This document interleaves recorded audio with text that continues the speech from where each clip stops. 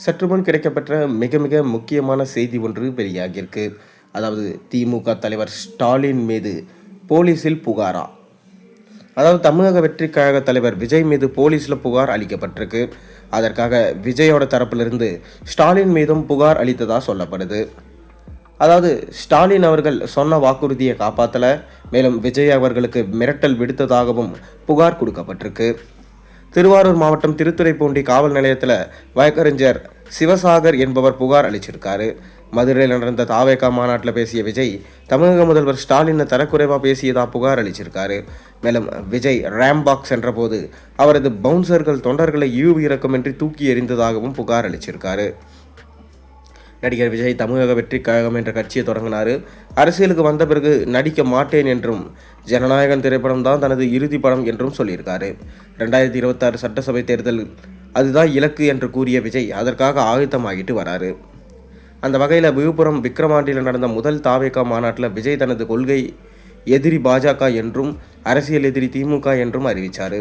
மேலும் தன்னுடன் கூட்டணி வைக்கும் கட்சிகளுக்கு ஆட்சி அதிகாரத்தில் பங்கு என்று பேசினார். அப்போது அவர் திமுகவை விமர்சித்து பேசினார். பாஜக பாசிசம் என்றா, திமுக என்ன பாயாசமா என்று விமர்சித்தார். தொடர்ந்து திமுகவை மன்னராட்சி என்று விமர்சித்து வந்தது. இந்த நிலையில் மதுரையில் தாவேகாவோட 2ஆம் மாநில மாநாடு நடந்தது. இந்த மாநாட்டில் பேசிய விஜய் முதல்வர் ஸ்டாலினை அங்கிள் என்று குறிப்பிட்டு பேசினார். வார்த்தைக்கு வார்த்தை ஸ்டாலின் அங்கிள் என்று பேசிய விஜய் 2026 சட்டமன்ற தேர்தலில் தாவேகா திமுக இடையே தான் போட்டி என்றும், இதுவரை இல்லாத அரசியல் மாற்றத்தை 2026 தேர்தல் நிகழ்த்தும் என்றும் பேசியிருந்தார்.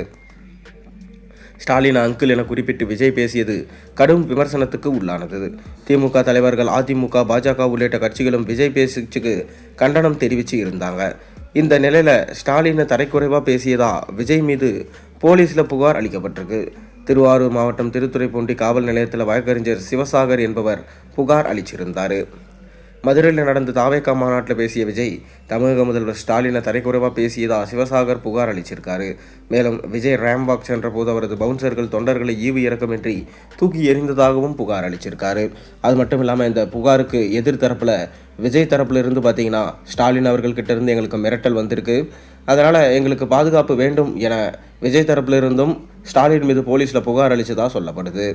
ஒரு முதலமைச்சராக இருந்து மக்களோட வாக்குறுதிகளை சுத்தமாக காப்பாற்றலை, நான் கேள்வி கேட்டால் என்னையும் எதிர்க்கிறாங்க, இது சுத்தமாக சரியில்லாத விஷயமா இருக்குது, இந்த ஆட்சிக்கு 2026 சட்டமன்ற தேர்தலில் கண்டிப்பாக முடிவு கட்டப்படும் என விஜய் சொல்லியிருக்காரு.